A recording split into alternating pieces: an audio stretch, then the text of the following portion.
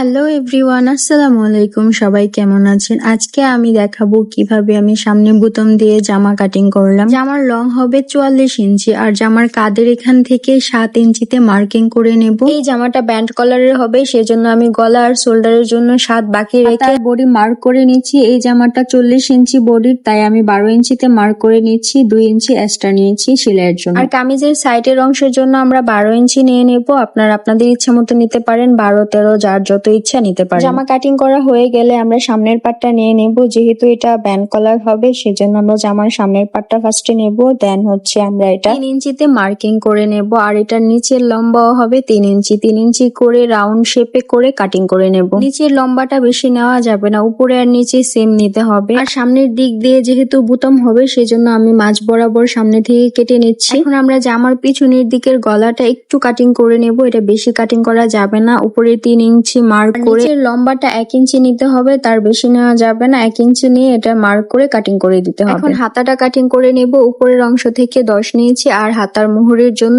6 নিয়েছি। আপনাদের যদি ভিডিওটা বুঝতে অসুবিধা হয় তাহলে আমাকে কমেন্ট করে জানাবেন। আপনাদের কোনো প্রশ্ন থাকলে সেটাও জানাতে পারেন।